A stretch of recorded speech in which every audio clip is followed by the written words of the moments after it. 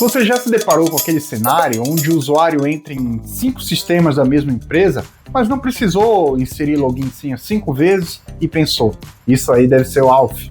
Já ouviu falar de autenticação federada e fez que sim com a cabeça mais pela quantidade de vezes que ouvia o termo do que realmente sabia o que estava acontecendo? Está interessado em saber como um único login pode refletir em várias aplicações diferentes? Então esse vídeo aqui é para você. No vídeo de hoje, a gente vai ver o que realmente permite que isso aconteça, a autenticação federada e single sign-on. Então já aproveita que o login já foi feito aqui no YouTube uma única vez e deixa seu like que o vídeo já vai começar. Olá, devs! Eu sou Bernardo Lobato e hoje seguimos falando sobre nossa série de vídeos sobre API, hoje voltado para a autenticação.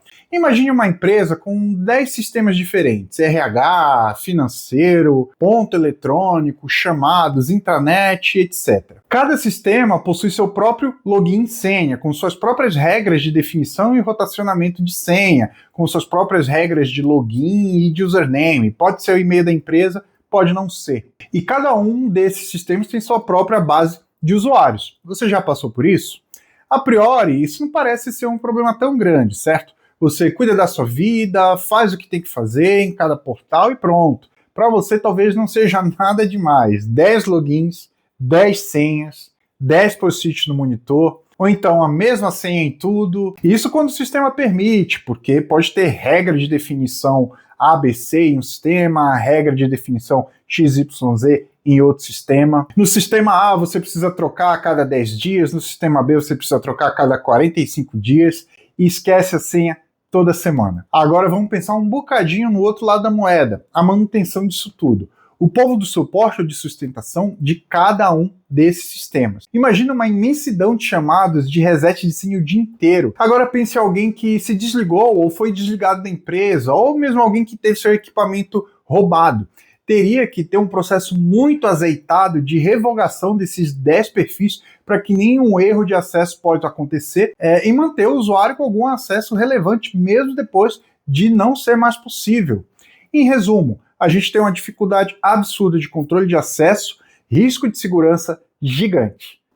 Agora falando um pouquinho sobre o time de desenvolvimento. Cada time, em cada projeto, deve sempre implementar um módulo de gestão de autenticação e autorização com regras específicas e controle restrito de perfis. Isso certamente ocuparia um tempo bem relevante do desenvolvedor, daquele time de desenvolvimento, nessas funcionalidades. Além de que, em cada projeto, esse domínio teria que ser retestado e revalidado o tempo todo, de acordo com o seu escopo. O problema aqui é a autenticação e autorização em si? Eu acho que não. O problema é cada sistema tratar disso do seu jeito, e acabar gerando muita complexidade sem nenhum ganho real de fato, uma vez que as regras que definem a autenticação e a autorização já são maduras em grande parte do seu próprio domínio e pouco mudam de um sistema para o outro em casos mais comuns. Mas eu pergunto, e se eu tivesse uma base única de usuários e toda a autenticação e autorização passasse por essa base e somente por ela para autenticar e validar o acesso do meu usuário? Esse é justamente o conceito de Identity Management, ou gestão de identidades. Algum tempo atrás era muito comum, e ainda hoje é bastante comum, você já deve ter ouvido falar bastante sobre isso, a utilização de uma base LDAP para cadastrar todos os usuários de uma organização e transformar essa base em um provedor de autenticação. Pense no LDAP como se fosse uma espécie de chmod corporativo. Da mesma maneira que o chmod dá permissões em diretórios aí dentro da sua máquina Linux, o LDAP serve para dar permissões dentro de diretórios corporativos. Conforme eu comentei, até hoje o LDAP ainda é muito utilizado como base de autenticação corporativa, inclusive sendo integrado em ferramentas como o Microsoft Active Directory, além do uso em VPNs, proxies, acesso a e-mail, firewall, etc.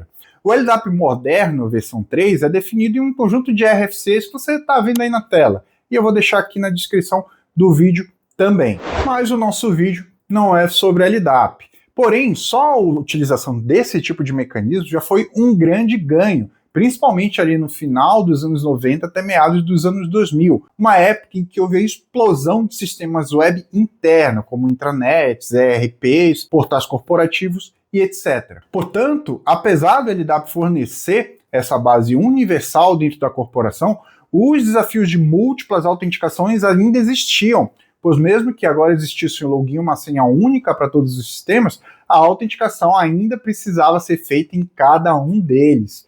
Nesse contexto, era necessário dar um passinho a mais nessa evolução. Mas para dar esse passinho a mais, vamos voltar um pouquinho no tempo.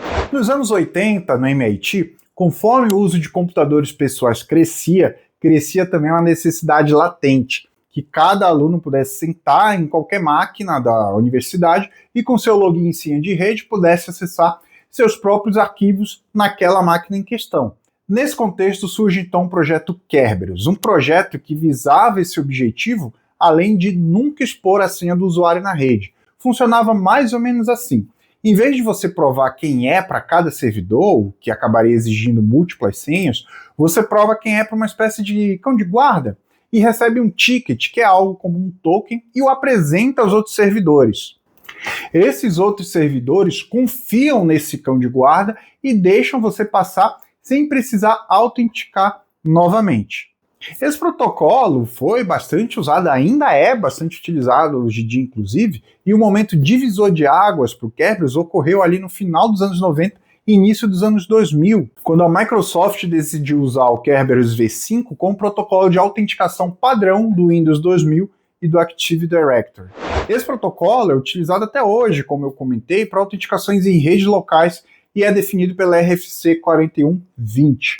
A grande transição do Kerberos para o SSO moderno ocorreu quando a autenticação precisou sair das redes locais fechadas em intranets e atravessar a fronteira da internet.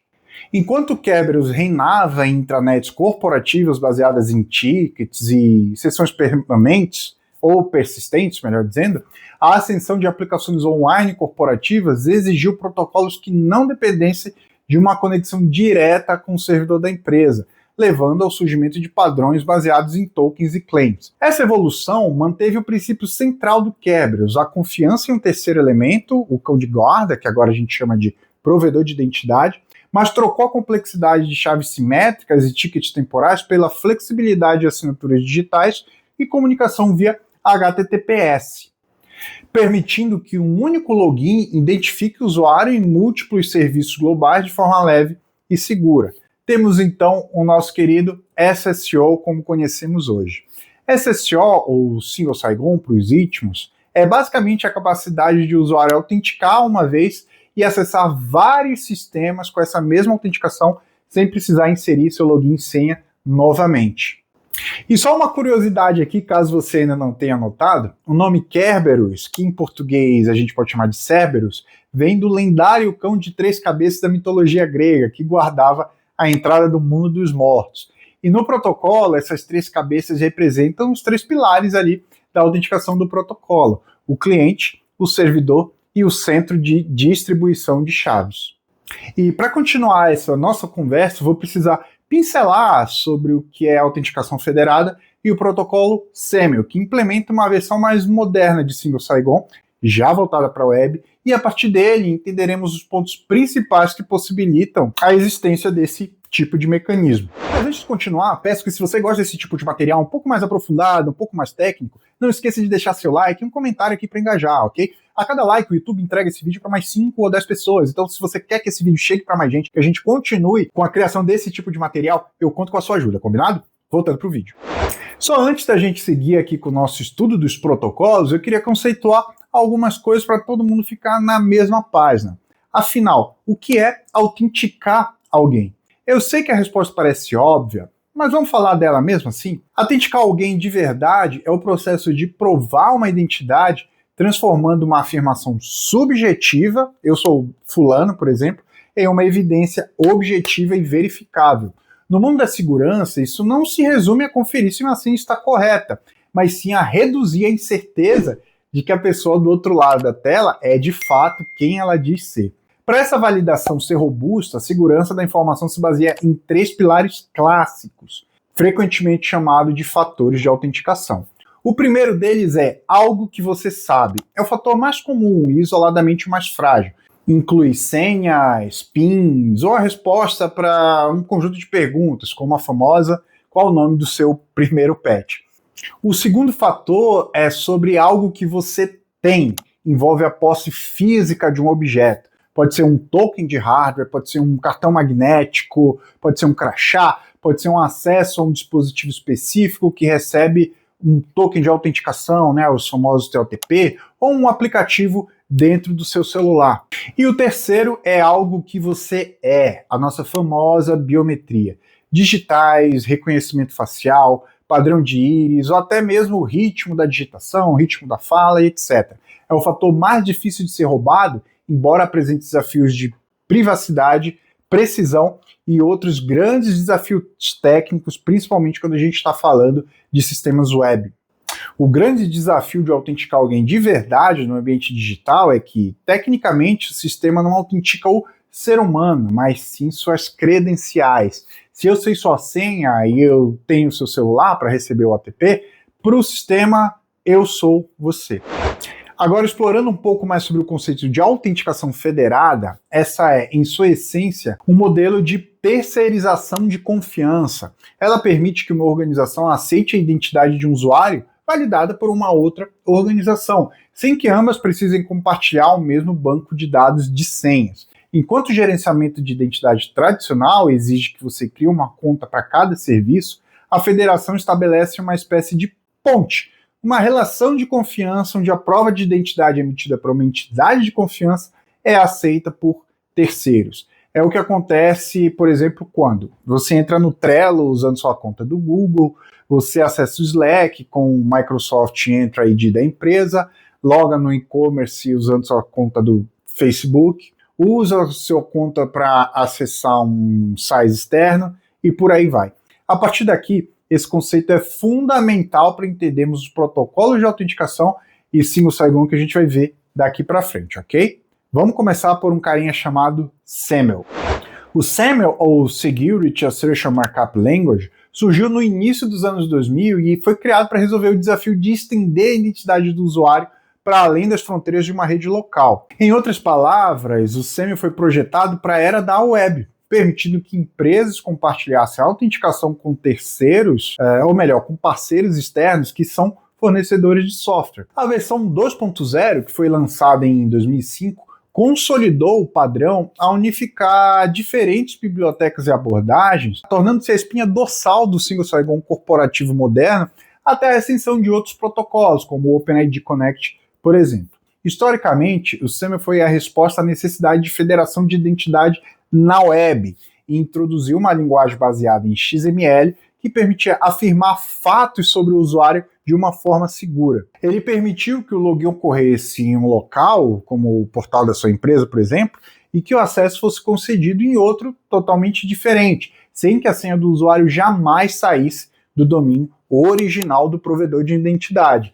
Em termos de funcionamento, o protocolo opera através de uma troca de mensagens assinadas digitalmente entre o provedor de identidade e o provedor de serviço, que a gente já vai detalhar melhor. Esse protocolo é dividido em três partes distintas e fundamentais: o provedor de identidade, que é o responsável por autenticar de fato o usuário em questão, o provedor de serviço, que é o sistema que aquele usuário quer acessar, e o usuário em si, que é quem quer acessar, ou mais tecnicamente nesse protocolo aqui, que é o browser, que é quem faz as requisições. E isso aqui é importante, tá, gente? Nessa etapa do caminho, a utilização do browser é importantíssima e eu já vou dizer por quê. Vamos ver aqui no esquema como funciona o protocolo. Antes de qualquer forma de login acontecer, o Service Provider e o Identity Provider precisam ser apresentados um ao outro, né? Um processo geralmente chamado de troca de metadados. Nesse momento, o provedor de identidade entrega ao Service Provider o seu certificado X.509, que contém a chave pública do provedor de identidade. O Service Provider salva essas chaves e suas configurações e passa a confiar nela. A chave privada, por sua vez, nunca sai dos servidores do provedor de identidade. Ela é o segredo usado para assinar os documentos. Agora sobre a autenticação em si. A primeira etapa é o acesso inicial e o redirecionamento. Aqui o usuário tenta acessar uma aplicação protegida, né, que no nosso caso é o provedor de serviço. Como o usuário ainda não está autenticado nessa aplicação, o provedor de serviço gera uma mensagem chamada SAML Request. então instrui o navegador do usuário a redirecionar esse pedido para o provedor de identidade. Logo após, a gente tem um processo de autenticação isolada. O usuário chega na tela do login do provedor de identidade, como o Okta, o Google Workspace e por aí vai, e insere suas credenciais, usuário, senha e possivelmente um segundo fator de autenticação, melhor dizendo. O detalhe crucial aqui é a segurança. A aplicação original, ou o provedor de serviço, ou o service provider, nunca tem acesso nem visualiza a senha digitada, pois isso acontece inteiramente na tela do provedor de identidade. Após confirmar quem é o usuário, o provedor de identidade cria uma chamada SAML Response, um documento XML que contém as acessões, que são dados como e-mail, grupos de acesso e validade daquele login, e envia esse documento assinado digitalmente com um certificado criptográfico de volta ao Service Provider, passando pelo navegador do usuário novamente. É feito um redirect novamente. O Service Provider recebe esse XML, valida a assinatura criptográfica para garantir que ninguém adulterou o pacote ali no meio do caminho e, por fim, concede o acesso à plataforma.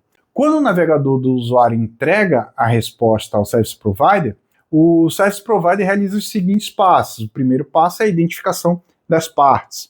O Service Provider recebe o documento e enxerga duas coisas: o conteúdo XML em texto claro, dizendo quem é o usuário, seus grupos, data de expiração, etc., e a assinatura digital anexada a ele.